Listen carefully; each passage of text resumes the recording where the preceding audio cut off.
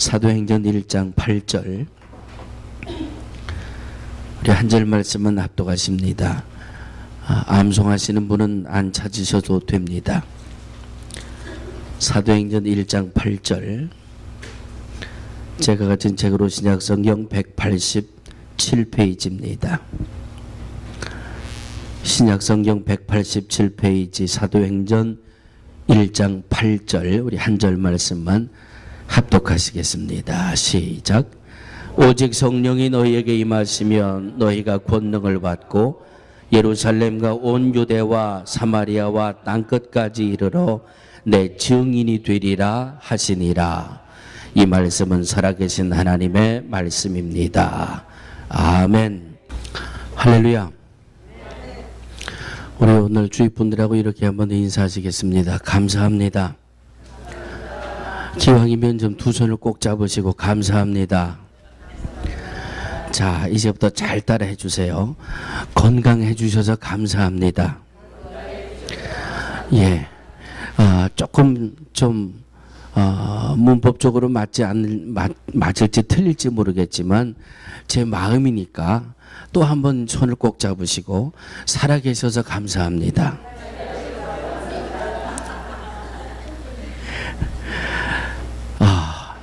지난 주간에 저 병원 신방 안 갈 수 있게 해주셔서 얼마나 감사한지 모르겠어요. 지난 주간에 장례 예배 안 드릴 수 있도록 건강들 하셔서 얼마나 감사한지 모르겠어요. 왠지 모르세요? 그렇지요, 그렇지요.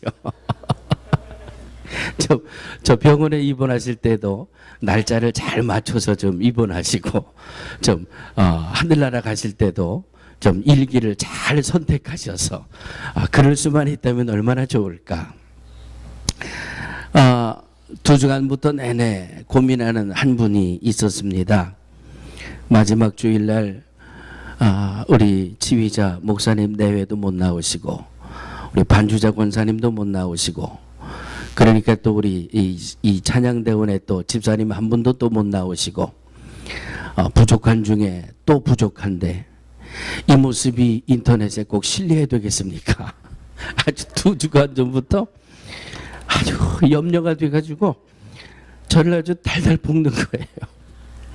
그러지 않아도 부족한 이 모습이 인터넷이 좋은 것도 있는데 좀 이렇게 가리고 싶은 거 좀 가려줬으면 좋겠는데 오늘은 약한 중에 더 약한데 이거 컴퓨터에 또 올라가가지고 인터넷에 올라가면 이번 주는 좀 녹화 안 하면 안 될까요?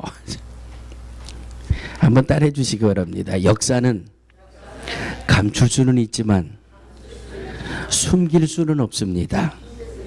예. 가려질 수는 있어요. 근데 숨길 수는 없잖아요. 없어질 수는 없잖아요. 그렇다면 있는 모습 그대로 가는 것이 지혜로운 모습이다. 아멘. 우리 있는 모습 이대로 사시자고요. 할렐루야. 그래서 그런지 오늘 찬양이 끝나니까 아멘 소리가 근자에 가장 크게 화답을 해주셨던 것 같아요. 지난 주간에 글을 하나 봤는데 아주 짤막하게 하나 소개를 해드리려고 합니다. 예수님이 세상에서 공생의 사역을 다 끝내시고 그리고 이제 성경에 말씀하고 있는 대로 하늘나라로 올라가셨어요. 그러니까 예수님이 공생애를 다 마치시고 올라오는 예수님을 천사장 가브리엘이 영접을 합니다. 자, 이거 글에서 나온 거예요. 이거 성경이 아니에요. 예, 천사장 가브리엘이 예수님을 마중 나오면서 예수님 참 고생 많으셨습니다. 참 수고 많으셨습니다. 정말 모든 사람들을 구원받을 수 있는 길을 열어놓고 그 모든 대속의 사명을 다 마치시고 오시느라고 주님 참 수고하셨습니다. 그러면서 가브리엘이 이렇게 예수님에게 묻더랍니다. 예수님이 올라오셨는데 이제 땅에 남겨져 있는 사람들은 어떻게 구원을 받을 수가 있겠습니까? 그렇게 물어보더래요. 그러니까 예수님이 가브리엘에게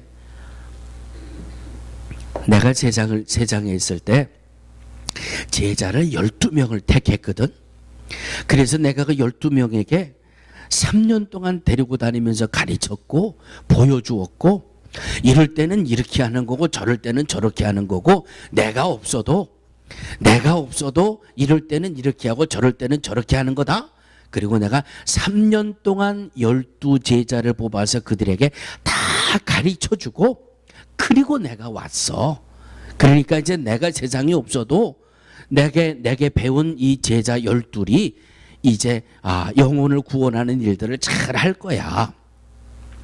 예수님 말씀하시는 것을 가만 듣고 있던 이 가브리엘 천사장이, 예수님, 그러면 말이죠, 그 12제자가 주님 말씀을 안 들으면 어떻게 되죠? 주님이 12제자들에게 이렇게 해서 복음을 전하고 영혼을 구원하라, 이렇게 가르쳐주고 오셨는데, 제자들이 예수님 말씀을 안 듣고 입을 꼭 다물고 복음을 전하지 않으면, 그러면 어떻게 될까요? 예수님이 뭐라고 그러셨을까요? 한번 추측을 해보세요. 제가 야유회 갈 때마다 넌센스 퀴즈를 자주 냈더니 아주 넌센스 하면은 괜히 기분 좋아하시는데, 이건 넌센스가 아니라 한번 재치 있게 예수님이 가브리엘에게 뭐라고 대답하셨을 것 같아요? 네? 제자들이 복음을 전하지 않으면, 예수님한테 3년 동안이나 훈련을 받고 예수님의 명령을 받은 12제자들이 입을 꼭 다물고 예수님 안 계시니까 복음을 전하지 않으면 어떻게 될까요? 그러니까 예수님이 이렇게 대답하시더래요. 한번 따라해 주시기 바랍니다. 다른 방법은 없어. 실감나지 않습니까? 짧은 글인데도 참 실감나요. 실감이 나면서도 이 안에 복음과 영혼을 구원하는 이 진리에 대해서 상당히 실감 있게 느껴지는 그러한 하나의 글이었습니다. 예수님이 12제자들에게 3년을 가르쳐 주셨어요. 그리고 공생의 사역을 끝내고 하늘에 오르실 때, 이 내가 너희와 함께 하던 일들 이제는 너희들이 해라. 너희들이 가서 복음을 전하고 3년 동안 내게 듣고 본 것을 전해서 이제 너희들을 통해서 영혼 구원의 열매를 이루어야 한다. 그런데 예수님의 이 12제자가 예수님 앞에 이 전도하라는 명령 앞에 순종하지 않는다면 영혼 구원의 다른 방법은 없다. 그래서 제가 이 글을 보면서 아니지. 하나님은 전능하신 하나님인데 뭐 제자들이 전하지 않는다고 해서 영혼 구원을 받을 수 없을까?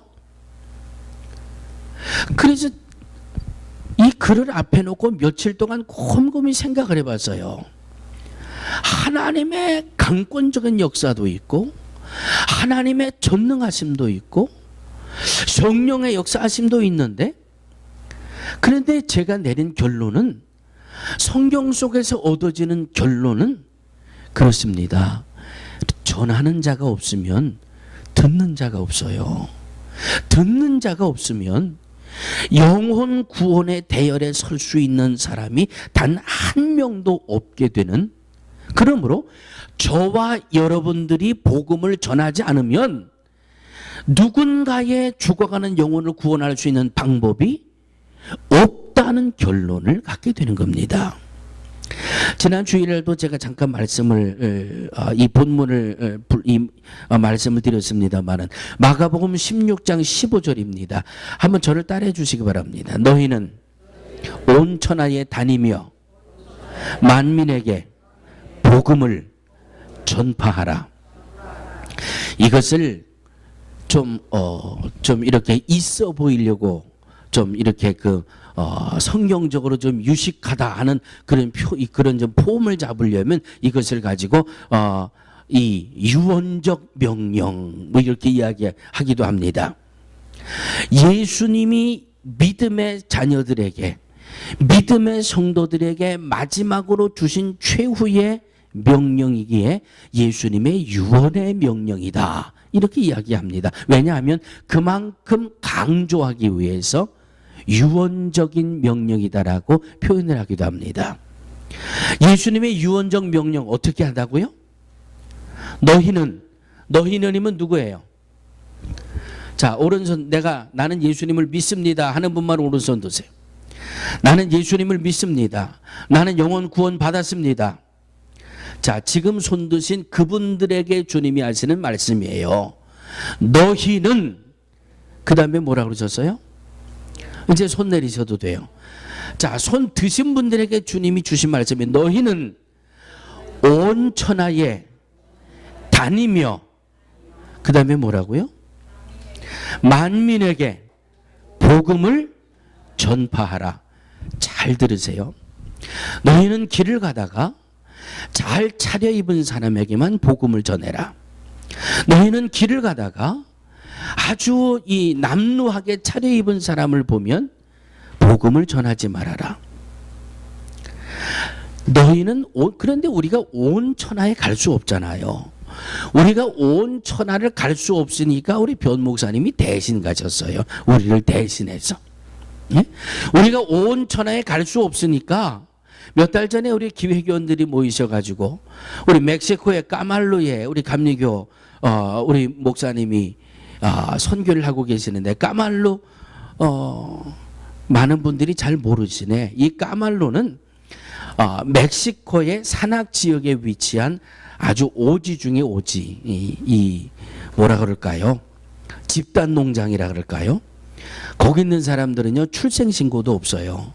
주민등록 번호도 없어요. 사회보장 그런 거 없어요. 땡볕에 하루 종일 일하고 그들의 하루 일당이 1불이에요. 한 가족이 살 수 있는 집 한 채를 지어주는데 2,000불 들었나 그때? 1,000불. 1,000불이면 한 가족이 살 수 있는 집을 한 채 지어줄 수 있어요. 아주 우리 아이들 일주일 동안 미션 갔다가 중간에 저희 우리 작은 아이는 음식이 맞질 않아 가지고 병원도 다니고 말이죠. 일주일 내내 타코만 먹다 와가지고 지금도 타코 이 식당 옆에 지나가면 고개를 이렇게 돌려요. 저 일주일 동안 얼마나 혼들라고 왔는지. 그곳에 우리가 갈 수 없으니까. 그런데 온 천하에 다니라고 말씀하셨단 말이죠. 그러니까 거기서 목숨을 내놓고 선교하는 목사님들에게 우리 교회에서 매월 하나님 앞에 봉헌하는 선교금의 일부를 그곳에 선교합시다, 이렇게 결정을 해 주셔가지고, 비록 적은 것이지만은 매달 이 멕시코 까말로 선교하는 곳에 전해지고 있어요. 매월 마지막 주일마다 드려지는 선교의 예물이 온 천하에 다니며 만민에게 복음을 전파하라.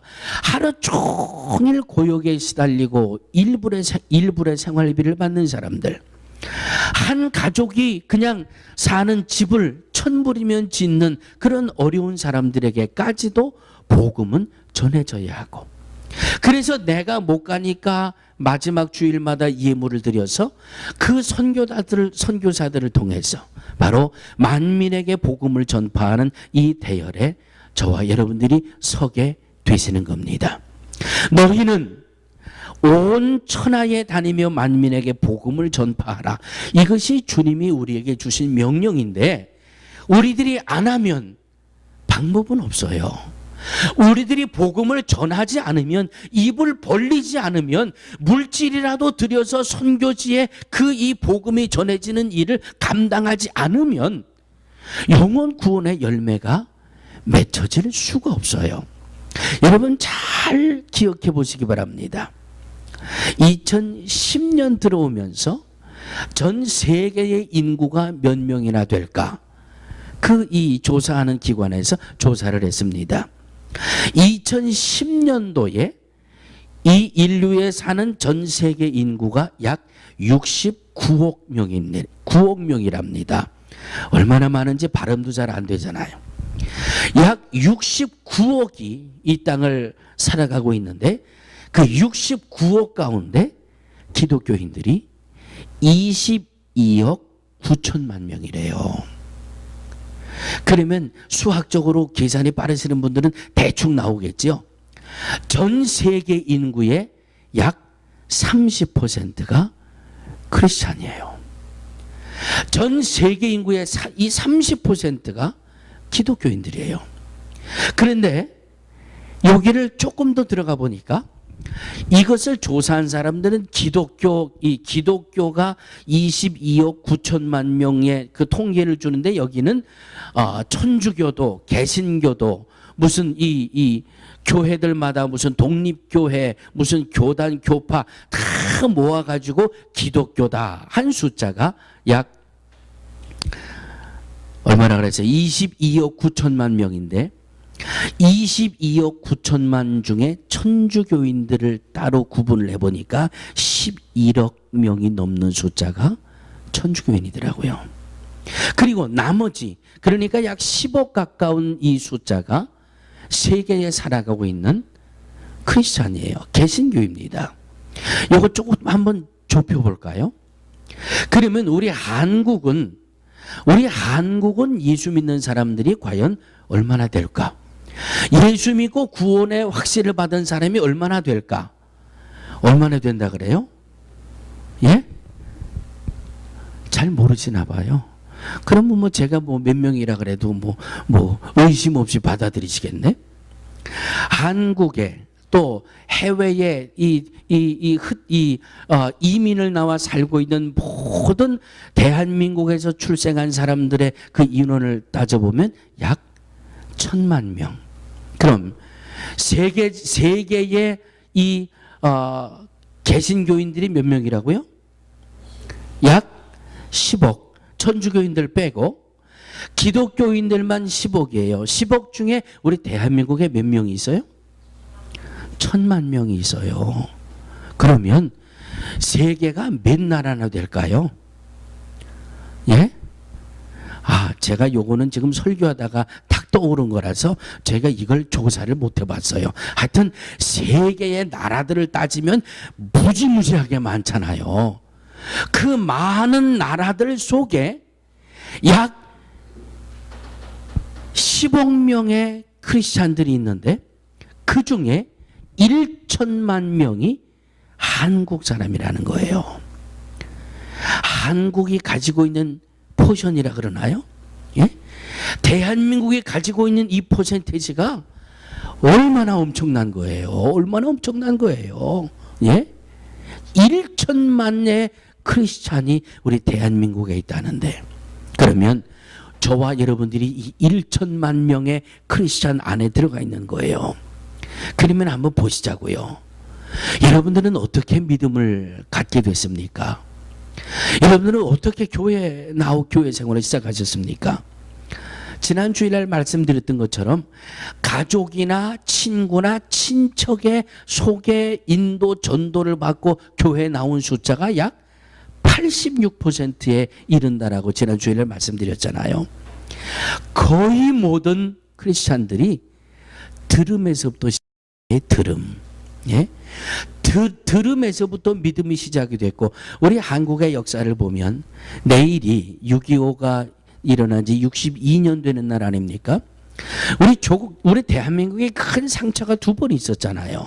그 한 번은 일제 36년에 이 식민지의 삶, 두 번째는 1950년도 6월 25일 날 이 전쟁이라는 이 큰 아픔이 일어났잖아요. 바로 일본이 대한민국을 들어와 점령했을 때 얼마나 많은 크리스찬들이 믿음을 지키기 위해 순교했습니까? 6.25 때 얼마나 많은 성도들이 믿음을 지키기 위해 순교의 피를 흘렸는지 알 수 없어요.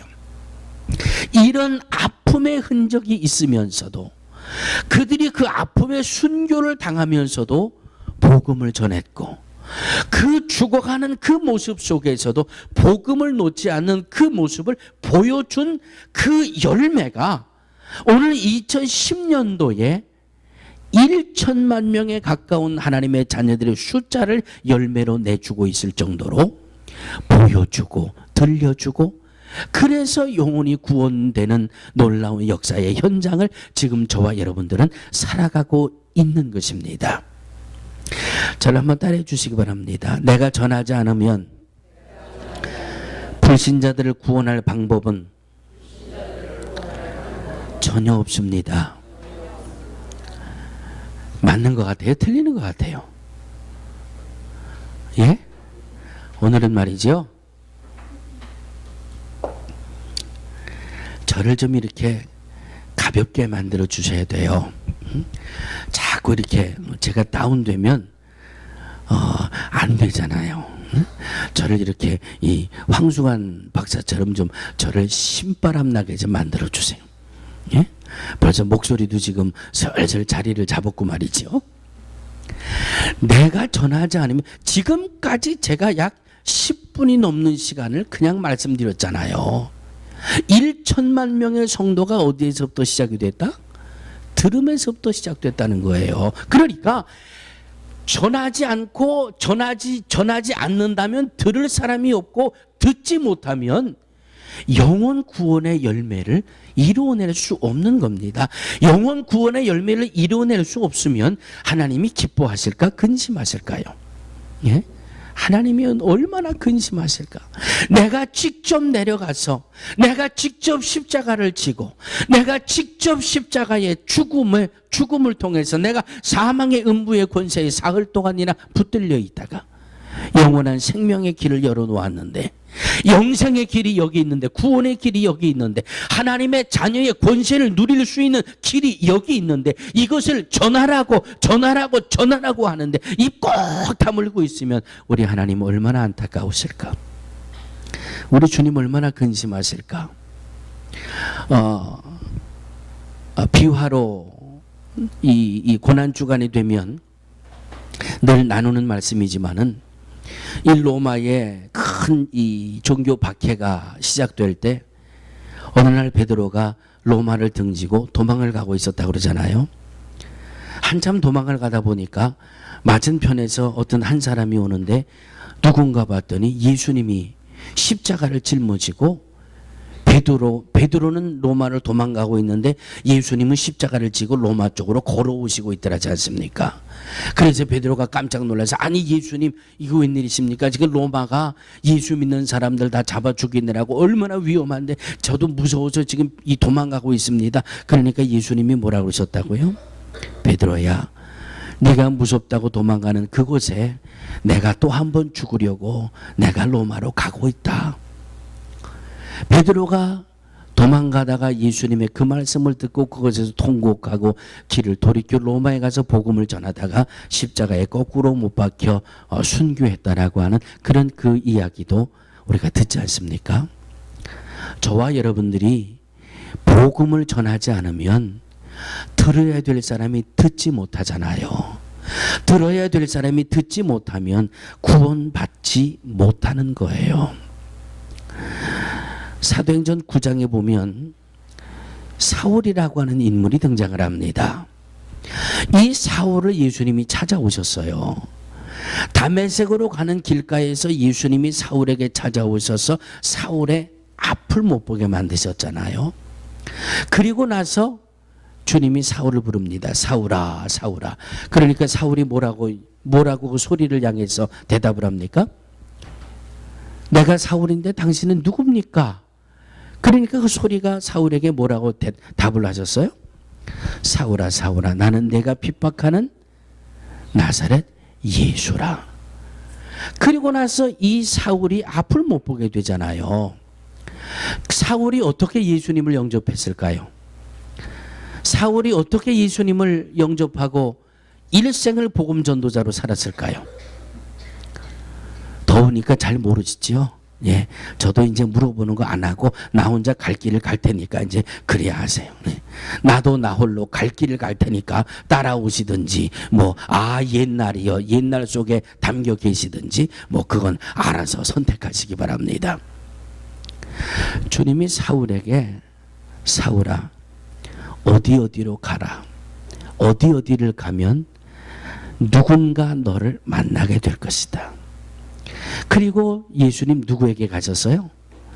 아나니아야, 아나니아야, 어디 가면 사울이라는 사람이 있을 거야. 그러면 너는 사울에게 가서 안수해라. 사울이 예수님을 믿게 된 시작은 누구를 통해서예요? 사울을 통해서예요. 사울. 예수님이 사울을 아나니아에게 인도해 주시잖아요.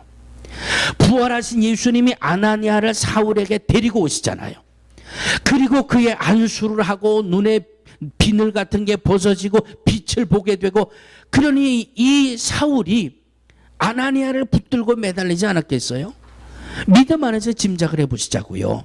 음성을 듣고 음성이 예수님이라고 하니까 예수님이 하라는 대로 해서 따라왔지만은 그곳에는 어떤 영혼을 구원시킬 수 있는 복음도 어떤 비밀도 전해진 게 없어요. 그냥 가서 아나니아를 만나라. 아나니아야 가서 안수해서 그가 빛을 보게 되며 그에게 영생의 진리를 전해라. 그래서 아나니아와 사울이 빛을 보게 되니까 이런 신비한 체험을 했는데, 음성을 따라오다 보니까 아나니아라고 하는 사람이 내 머리에 안수하고 빛이 들어온단 말이죠. 아나니아요, 이게 어떻게 된 일입니까? 이게 어떻게 된 일입니까? 내가 음성을 들었는데 그 음성이 예수님이라고 그랬는데 그 음성이 나를 당신에게 인도해 와서 내가 이렇게 다시 빛을 보는 신비한 체험을 했는데 이게 뭔지 내게 설명을 좀 해 주십시오. 그러니까 아나니아가 복음이 무엇인지, 영생이 무엇인지, 주의 음성이 뭔지, 사명이 뭔지, 명령이 뭔지 지금 여러분들처럼 이렇게 사울이 아나니아에게 쭉 설명을 듣고 아멘, 아멘, 옳습니다, 그렇습니다, 그렇군요. 그래서 사울이 바로 주님 앞에 일생을 헌신하는 헌신자로 믿음의 길, 구원의 길, 영생을 얻는 길로 사울이 걷게 된 것 아니에요? 한 장 더 넘어가 보면 사도행전 10장에 누가 나와요? 고넬료라고 하는 사람이 나와요. 이 고넬료는 누구를 만났어요? 베드로를 만났어요.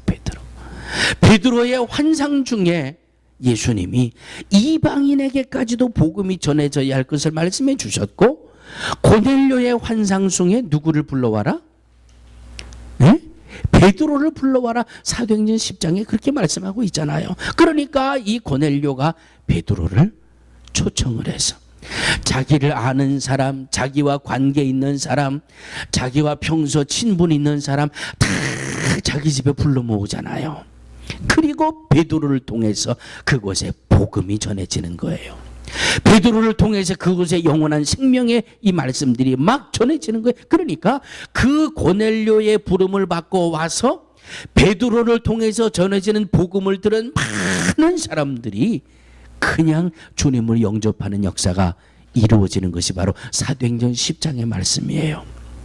사도행전 9장에서는 아나니아와 이 사울의 만남을 통해서 복음이 전해되고 복음이 전해지고 복음을 영접하고 하나님의 자녀가 되고, 10장에 와서는 베드로를 고넬료의 가정에 보내서 고넬료가 초청한 모든 사람들이 베드로의 입으로 전해지는 이 복음을 듣고 영혼이 이 구원받는 열매들이 무수히 열려졌던 것을 우리가 성경을 통해서 보지 않습니까? 한 군데만 더 건너가 보실까요? 누가복음 16장 후반부에 보면 부자와 거지 나사로에 대한 말씀이 나옵니다. 부자는 세상 사는 동안 잘 먹고 잘 살았습니다. 이 나사로는 말 그대로 거지였습니다. 이 부자의 상에서 떨어지는 부스러기라 먹는 그런 사람이었습니다. 그런데 부자도 죽었고 거지 나사로도 죽었습니다. 부자는 죽어서 어디에 갔습니까? 음부에 갔습니다. 거지로 살던 나사로는 죽어서 어디에 갔습니까? 아브라함 품에 안겨서 낙원을 갔습니다. 자칫 오해가 있을 수 있습니다. 그럼 부자로 사는 사람은 다 음부에 갑니까? 가난하게 사는 사람들만 다 낙원에 갑니까? 그것은 아니지요. 이래서 말씀은 계속 봐야 된다는 거예요. 누가복음 16장만 딱 끄집어내가지고 보면 야 교회 갔더니 야 부자들은 다 지옥 간대더라. 야 그러면 예수 뭐 이름이 있냐? 이렇게 엉뚱한 말이 나오는 거예요. 16장만 딱 끄집어가지고 나오니까 야 가난하게 살아야 천국 간댄다. 그러니까 너 저 천국 가고 싶은 사람은 다 가난하게 살아라. 이런 말도 안 되는 희한한 이런 이단의 설들이 나오게 되는 거예요. 마태복음 1장부터 마가복음 1장부터 요한복음 1장부터 누가복음 1장부터 영혼 구원이 어떻게 이루어지는지 이 말씀의 흐름 속에 젖어 들어가면 부자는 주님을 믿지 않았고 나사로는 주님을 영접했고 그래서 부자는 음부에 갔고 거지 나사로는 아브라함 품에 안겨 낙원에 갔다. 그런데 이 부자가 음부에 가서 보니까 누가복음 16장 23절에 보니까 음부에서 고통 중에 나사로를 보내어 그 손가락 끝에 물을 찍어 내 혀를 서늘하게 하소서 하고 내가 이 불꽃 가운데서 고민하나이다. 이 음부에 있는 부자가 이 구덩이 건너편에 아브라함 품에 안겨서 평화를 누리고 있는 그 거지 나사로를 바라보면서 아브라함에게 하소연을 합니다. 아브라함이요, 저 나사로의 손가락에 물 한 방울만 찍어가지고 내 입술에 좀 대서 나를 시원하게 해달라. 음부의 고통이 얼마나 극심한지를 짐작해 되는 말씀입니다. 제가 지난주에 목요일 금요일 이틀 새벽 예배 때 그런 말씀 드렸지요. 목요일 날 이 뉴욕의 온도가 약 100도에 가까이 이르지 않았습니까? 체감 온도를 따지면 약 110도입니다. 섭씨로 따지면 40도에서 45도 사이예요.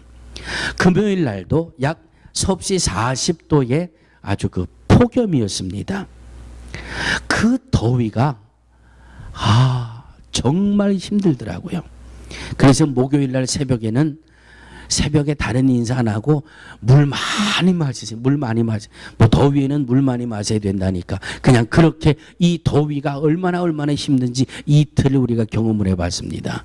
목요일 날도 금요일 날도 이 더위에 뜨거운 것을 몸으로 느끼다 보니까 오늘 이 누가복음 16장의 음부에서 부르짖는 부자의 고통이 정말 이 현실감 있게 느껴지더라고요. 야, 40도만 그래도 우리는 아침 저녁으로 선선하기라도 했지 이 음부 지옥의 불길은 이건 죽으려고 해도 죽을 수도 없고 이 열기가 약해지지도 않고 얼마나 이 뜨거움이 극심하면 물 한 방울만 좀 죽여달라고 그랬을까. 그런데도 예스예요, 노예요? 예스예요, 노예요? No. 할 수 없는 곳이 음부예요. 그 불구덩이 속에서도 죽고 싶어도 죽을 수 없는 곳이 음부고 지옥이에요. 여기를 이 부자가 갔잖아요. 가서 고통당하다가 아브라함에게 이 막 청을 하지 않습니까? 어떻게 청을 하는지 잘 들어보세요. 아버지요, 나사로를 내 아버지의 집에 보내소서. 내 형제 5이 있으니 저희에게 증거하게 하여 저희로 이 고통받는 곳에 오지 않게 하소서. 나 하나로 충분하고 지금 이 땅에 내 형제 5이 있는데 저 형제들이 이 징그러운 이 불구덩이에 와서는 안 되겠다. 그러니까 아브라함을 보고 막 하소연을 하는 거예요. 누구를 보내서? 그 나사로를 좀 살려서 보내가지고 이렇게 고통스러운 것이 있다고 좀 알게 해달라고. 29절에 아브라함이 이렇게 말씀합니다. 아브라함이 가로되 저희에게 모세와 선지자들이 있으니 그들에게 들을지어다. 그들에게 모세같이 율법을 전하는 사람이 있고 선지자같이 믿음을 전하는 사람이 있어. 그들에게 들어야 돼. 예? 사랑하는 성도들이요, 우리들이 전하지 않으면, 우리들이 입을 벌리지 않으면 음부에서 부르짖는 이 부르짖음이 너무나도 안타까운 소리가 되어져 온다라고 하는 말씀입니다. 주님이 주신 유언적 명령도 영혼을 구원하기 위해서 복음을 전하라는 말씀이셨고, 그러니 이 성도들이 하나님의 자녀들이 모인 이 교회, 에베소서를 보면 교회를 어디에 비유를 해요? 주님의 몸에 비유를 하잖아요. 에베소서에 보면 이 교회를 주님의 몸에 비유하고 교회에 나와 믿음 생활하는 하나님의 자녀들을 그 몸의 지체로 말씀하고 있잖아요. 자, 잘 보세요. 제가 지금 명령을 내리는 겁니다. 제 손에게 명령을 내리겠습니다. 손아, 너는 내 얼굴을 쓰다듬어라. 그러면 얘가 어떻게 해요? 쓰다듬어요. 그러면서 제가 또 이렇게 오다를 내립니다.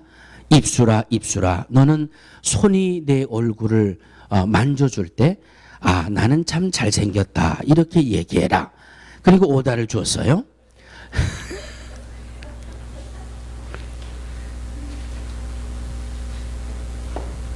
아니, 목사가 잘생겼다는데 왜들 웃어? 자, 그러면 얘는 어떻게 해야 돼요? 얘는 해야지요. 왜 해야 돼요? 내 몸의 지체니까. 내가 오다를 줬으니까 얘는 해야지요. 얘도 해야 돼요. 예? 안 하면 병든 거지요. 예? 안 하면 병든 거예요. 팔이 부러져 가지고 기부스를 하고 있든지, 예? 입술에 염증이 나 가지고 입이 퉁퉁 부어 가지고 말을 못할 지경이 됐든지, 몸에서 오다를 내리는데 이 지체가 움직이질 않았다. 이건 병들은 거예요. 병들고 마비된 거예요. 그러니까 아무리 오다를 줘도 안 하잖아요. 못 하잖아요.